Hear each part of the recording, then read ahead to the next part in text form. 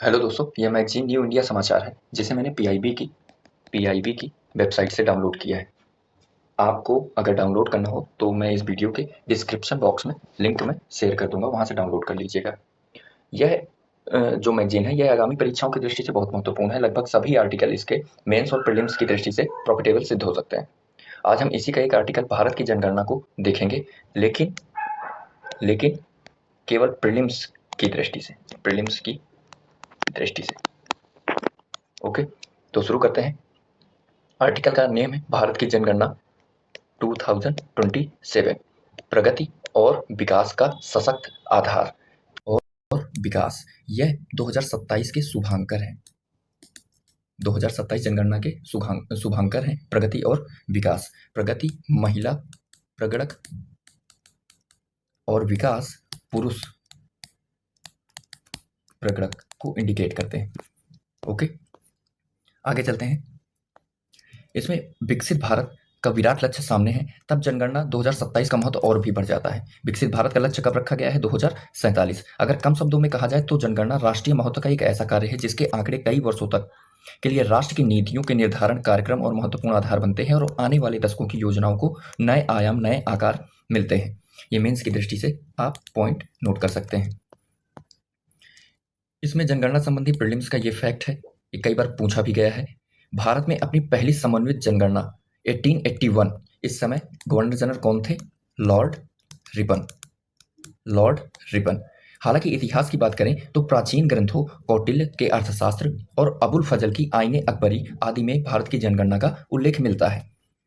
जनगणना का सबसे पहला उल्लेख कहाँ मिलता है दोस्तों? कौटिल्य के अर्थशास्त्र में।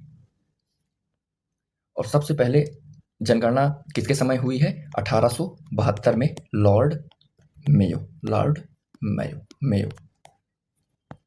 ठीक है। आज़ादी के बाद जनगणना 1951-2011। आज़ादी के बाद पहली बार 1951 में की गई थी जनगणना। 1951 में आज़ादी के बाद पहली बार की गई थी और यह 2027 की स्वतंत्रता के बाद 8वीं जनगणना है। 8वीं जनगणना है और ओवरऑल दृष्टि से देखा जाए अगर तो यह 16th है। यह 16th नंबर की है। ओके, ये मेंस पॉइंट ऑफ व्यू से बहुत अच्छा है कि जनगणना का उद्देश्य क्या है, महत्व क्या है, इसका उपयोग क्या है। तो इसको आप डाउनलोड करके एक बार अपना नोट्स क्रिएट कर लीजिएगा मेंस की दृष्टि से। अब इसे 2027 की जनगणना कितने चरणों में होगी? 2 अलग अलग चरणों में आयोजित की जा रही है इसको। यह जनगणना, पहला चरण मकान सूचीकरण, मकानों की गणना, जो अप्रैल से सितंबर 2026 के दौरान राज्यों और यूटीज की सुविधा के अनुसार 30 दिनों की अवधि में आयोजित की जाएगी। पहले चरण में क्या होगा? मकान सूचीकरण, मकानों की गणना, जो होगी 2026 अप्रैल से सितंबर तक 30 दिनों की अवधि में आयोजित की जाएगी। फिर इसी चरण में मकानों की स्थिति, परिवारों की उपलब्ध सुविधाओं तथा उनके पास उपलब्ध परिसंपत्तियों से संबंधित जानकारी एकत्र की जाएगी। पहले चरण में ये महत्वपूर्ण हो जाता है। पहले चरण में कितने प्रश्न हैं? तो फर्स्ट चरण में जनगणना के लिए 33 प्रश्न निर्धारित किए गए हैं। 33 प्रश्न याद रखना है आपको। कितने प्रश्न? 33 प्रश्न। फिर दूसरा चरण कब होगा भाई?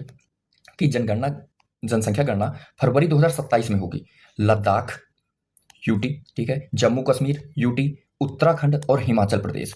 अब इसमें ध्यान देने योग्य बात है कि लद्दाख और जम्मू कश्मीर यूटी है, उत्तराखंड हिमाचल प्रदेश स्टेट है, जो हिमाच्छादित असमकालिक क्षेत्रों में यह सितंबर 2026 में होगी इनकी जनगणना। ठीक है। दूसरे चरण में ही जातियों की गणना भी की जाएगी। पहले चरण में अप्रैल 2026 मकान सूचीकरण, मकान की गणना, मकानों की स्थिति, परिवारों को उपलब्ध सुविधाओं तथा उनके पास उपलब्ध परिसंपत्तियों के संबंधित जानकारी एकत्र की जाएगी। और पहले ही चरण में 33 प्रश्न रखे गए हैं, निर्धारित किए गए हैं। दूसरे चरण में आपको ध्यान देना होगा, फरवरी 2027 में होगी जनगणना। ठीक है, लेकिन लद्दाख, जम्मू कश्मीर, उत्तराखंड और हिमाचल प्रदेश की जनगणना सितंबर 2026 में होगी।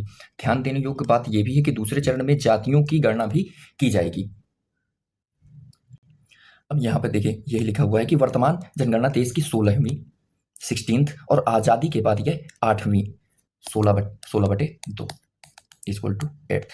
ओके, तो याद रखना है स्वतंत्रता के बाद 8वीं और ओवरऑल दृष्टि से देखा जाए तो 16th। ठीक है, अब यहाँ पे एक स्टेटमेंट पढ़ लेते हैं, विलियम एडवर्ड डेमिंग का है कि डेटा के बिना आप सिर्फ एक राय देने वाले व्यक्ति मात्र हैं। यानी डेटा किसी भी विचार, नीति, योजनाओं को मजबूत करने का आधार होता है। अगर आप अपनी आंसर राइटिंग में केवल थ्योरेटिकल पार्ट लिखते हुए आगे बढ़ जाते हैं तो वह आंसर अपूर्ण माना जाएगा। उसमें आपको एग्जाम्पल्स भी देने पड़ेंगे और एग्जाम्पल्स के अंदर आपको डेटा का समावेशन भी करना पड़ेगा। ठीक है, आगे देखते हैं कि जनगणना की प्रशासनिक व्यवस्था क्या है। इसकी क्रोनोलॉजी पूछी जा सकती है एग्जाम्स में कि जनगणना की प्रशासनिक व्यवस्था क्या है। केंद्रीय गृह मंत्री के बाद केंद्रीय गृह सचिव और केंद्रीय गृह सचिव के बाद भारत के रजिस्ट्रार जनरल एवं जनगणना आयुक्त। इसको देख लेंगे, ये याद रखना है आपको। केंद्रीय गृह मंत्री के बाद गृह सचिव के बाद जनगणना आयुक्त। ओके, अब यहाँ पे कुछ 2011 का डेटा दिया हुआ है तो इसको आप लोग देखिएगा भी। और पिछली परीक्षाओं में ये डेटा पूछा भी गया है, कहाँ किसका लिंगानुपात, जनघनत्व वगैरह। ओके,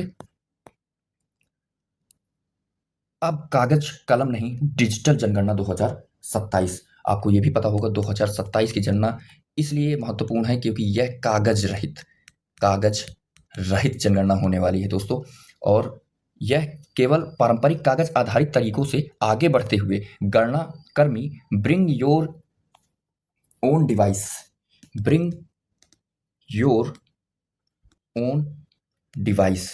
डिवाइस के माध्यम से जो भी गणना कर्मी आएंगे उनके हाथ में एक टेबलेट होगा, देखेंगे आप। मॉडल के तहत विशेष मोबाइल अनुप्रयोगों से डेटा को एकत्रित करेंगे। परिवार में कितने लोग हैं, परिवार की जाति क्या है, ये सब। जनगणना 2027 सुरक्षित रहेगा डेटा। अब इसमें देखते हैं जनगणना में आंकड़े जनगणना अधिनियम 1948 और जनगणना नियम 1990 के प्रावधानों के अनुसार एकत्रित किए जाते हैं। ये भी महत्वपूर्ण हो जाता है कि कौन से अधिनियम के तहत जनगणना कराई जाती है, तो आपको बताना होगा जनगणना एक्ट 1948। आगे बढ़ते हुए देखते हैं, ये भी 2011 का डेटा है। 2011 की जनगणना के अनुसार डेटा है, कितना है। अब तो भारत की जनसंख्या चाइना से भी पार चली गई है, आपको पता ही होगा। साक्षरता दर कितनी है भारत की। अब पहली बार स्वगणना 16 भाषाओं में ऑनलाइन सुविधा, ये आपके लिए इंपॉर्टेंट हो जाएगा प्रीलिम्स के लिए कि देश की 16वीं जनगणना आज़ादी के बाद 8वीं जनगणना हो रही है। यूं तो जनगणना हर 10 वर्ष में होती है, लेकिन इस बार 16 वर्ष बाद हो रही है। मैंने आपको पहले भी बताया कि यह 16 वर्ष बाद हो रही है, जबकि 2021 में हो जानी चाहिए थी, लेकिन कोविड के कारण यह टलती रही और अब 2027 में इसकी शुरुआत होगी। तो इन 16 जनगणना में जो पहली बार हो रहा है इसको याद रखना है। डिजिटल जनगणना और स्वगणना का नागरिकों को विकल्प देना है।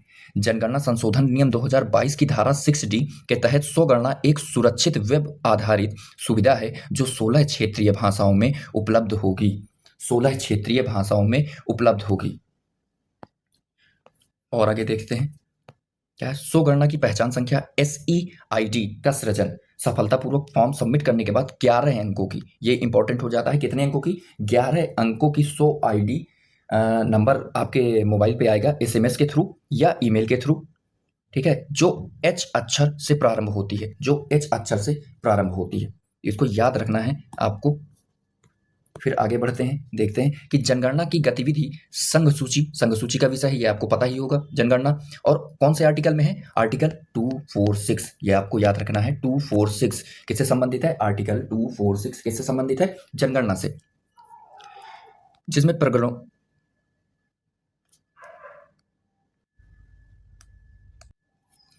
यहाँ जाइए। अब जनगणना अधिनियम 1948 के अंतर्गत एकत्रित समस्त आंकड़े पूर्णतः गोपनीय रखे जाते हैं और उनका उपयोग केवल सांख्यिकी उद्देश्यों एवं विकास योजना निर्माण के लिए किया जाता है। ये इंपॉर्टेंट है आपको, गोपनीयता। फिर तमसोमा ज्योतिर्गमय किस उपनिषद से लिया गया है? बृहदारण्यक उपनिषद। ठीक है, अब यहाँ पे जातिगत जनगणना से समावेशी विकास होगा सुनिश्चित। 30 अप्रैल 2025 प्रधानमंत्री नरेंद्र मोदी की अध्यक्षता में केंद्रीय मंत्रिमंडल की राजनीतिक मामलों की समिति ने आगामी जनगणना में जातिवार गणना शामिल करने का निर्णय लिया है, जातिवार गणना शामिल करने का निर्णय लिया है। यहाँ पे ये बहुत महत्वपूर्ण है कि आज़ादी के बाद पहली बार वर्ष 2027 की जनगणना में सभी समुदायों की जाति को गणना में शामिल किया जा रहा है। मतलब अब जातिगत जनगणना होगी और प्रकाशन भी होगा। परिवार के प्रत्येक सदस्य की जाति से संबंधित जानकारी अंतिम बार 1931 में विस्तृत रूप से एकत्रित और प्रकाशित की गई थी। यह ध्यान देने योग्य बातें हैं दोनों, इनको ध्यान देना होगा आपको। फिर देखते हैं, ये देखिए माननीय हमारे पीएम और ये जनगणना आयुक्त मृत्युंजय कुमार नारायण और गृह सचिव गोविंद मोहन, ये जनगणना आयुक्त हैं हमारे मृत्युंजय कुमार नारायण। फिर आगे और देखते हैं, संघीय सूची का विषय है, इसको आप पढ़ लेंगे कि सबका साथ सबका विकास, सबका साथ सबका विकास, सबका विश्वास और सबका प्रयास क्या क्या है ये, इसको एक बार रीड कर लेंगे अपने आप से आप। डू एंड डोंट्स लिखा हुआ है यहाँ पे, क्या करना है आपको, क्या नहीं करना है। यहाँ पे हमारे जनगणना आयुक्त साहब कुछ साझा कर रहे हैं कि आरटीआई के तहत साझा नहीं किया जा सकता। अच्छा, जनगणना के दौरान दिया गया व्यक्तिगत डेटा पूरी तरह गोपनीय होता है। इसे आरटीआई के तहत भी साझा नहीं किया जा सकता और ना ही इसे अदालत में साक्ष्य के रूप में इस्तेमाल किया जा सकता है और ना ही किसी प्राधिकरण द्वारा व्यक्तिगत डेटा का उपयोग किया जा सकता है। इसका उपयोग किसमें होगा? केवल सांख्यिकीय संकलन के लिए होता है, सांख्यिकीय संकलन के लिए होता है। ये तो आपको मैंने बता ही दिया, प्रगति और विकास। तो इसका ये जो सारांश है उसको मैंने यहाँ पे डिनोट किया है। अब इसको एक बार धीरे से पढ़ लेते हैं कि भारत की जनगणना आर्टिकल 24246, भारत ने अपनी पहली सम्मिलित जनगणना 1881, गवर्नर जनरल कौन थे? रिपन। गवर्नर जनरल कौन थे? रिपन। इतिहास में किसमें उल्लेख है? अर्थशास्त्र में। फर्स्टली पहली बार अर्थशास्त्र में उल्लेख है, आईने अकबरी में भी उल्लेख है। जनगणना 2027, ठीक है। पूरे ओवरऑल की बात करें तो ये 16वीं है और आज़ादी के बाद की बात करें ये 8वीं है। जनगणना एक्ट 1948 के तहत जनगणना की जाती है। पहला चरण में क्या क्या है? कुल 33 प्रश्न है, ये आपको महत्वपूर्ण बिल्कुल याद कर लीजिए इसको। 33 प्रश्न है, ठीक है। पहले चरण में और क्या होगा? मकानों की गणना होगी, सूचीकरण होगा, परिवारों में उपलब्ध परिसंपत्तियों से संबंधित जानकारी का एकत्रीकरण होगा, ठीक है। ठीक, दूसरा चरण में क्या होगा? जनसंख्या गणना फरवरी 2027 से स्टार्ट हो जाएगी, जिसमें लद्दाख, जम्मू कश्मीर, 2 यूटी हैं, 2 राज्य हैं, यूके, उत्तराखंड और हिमाचल प्रदेश। सितंबर 2027 में इनकी जनगणना होगी। जातियों की भी जनगणना होगी, वो आपको मैंने ऊपर बता दिया है। जनगणना प्रशासनिक व्यवस्था कौन है? प्रशासनिक व्यवस्था कैसी है? गृह मंत्री हैं, गृह सचिव हैं, फिर इसके बाद जनगणना आयुक्त हैं। गृह सचिव कौन है? गोविंद मोहन। गृह सचिव कौन है? गोविंद मोहन, केंद्रीय गृह सचिव। फिर जनगणना आयुक्त कौन है? मृत्युंजय कुमार नारायण। फिर इसमें महत्वपूर्ण बात है, पूर्णतः डिजिटल होगी। पारंपरिक कागज आधारित तरीकों से आगे बढ़ते हुए गणनाकर्मी bring your own device BYOD model के तहत विशेष मोबाइल अनुप्रयोगों से डेटा एकत्रित करेंगे, ठीक है। दूसरा पॉइंट है, पहली बार स्वगणना का विवरण भी उपलब्ध होगा, ठीक है। ये स्वगणना मतलब मोबाइल में ऐप के थ्रू आप अपना डेटा उसके थ्रू डाल सकते हैं, जो 16 भाषाओं में उपलब्ध है। वो पोर्टल या ऐप वो 16 भाषाओं में उपलब्ध है। आप स्वयं अपने मोबाइल के थ्रू जानकारी भर सकेंगे। देन आपको SEID जनरेट हो जाएगी। फिर इसके बाद उस आईडी के कितने अंक थे? 11 अंकों की एक आईडी मिलेगी, जिसको आप गणना कर्मचारियों को देंगे। फायदा क्या होगा इससे? आपकी समय की बचत होगी और डेटा में त्रुटियां कम होंगी। फिर नोट, आज़ादी के बाद फर्स्ट टाइम 2027 की जनगणना में सभी समुदायों की जाति को गणना में शामिल किया जा रहा है। ये बताया है मैंने। 1931 में जातिवार गणना प्रकाशित की गई थी। इसके पहले 2011 में भी जातिगत गणना हुई थी, लेकिन वो उसका प्रकाशन नहीं कराया गया था, प्रकाशित नहीं हुई थी। इसलिए 2027 की जनगणना और भी इम्पोर्टेंट हो जाती है। डेटा, जो आपसे डेटा लिया जाएगा उसके बारे में है कि जनगणना के दौरान दिया गया व्यक्तिगत डेटा पूर्ण रूपेण गोपनीय होगा, आरटीआई के तहत साझा नहीं किया जाएगा, न न्यायालय में साक्ष्य रूपेण प्रस्तुत किया जा सकता है और इसका यूज केवल सांख्यिकी संकलन के लिए होगा। ये आज का आर्टिकल है भारतीय जनगणना। इसको यहीं पे समाप्त करते हैं। जय हिंद दोस्तों, सत्यमेव जयते।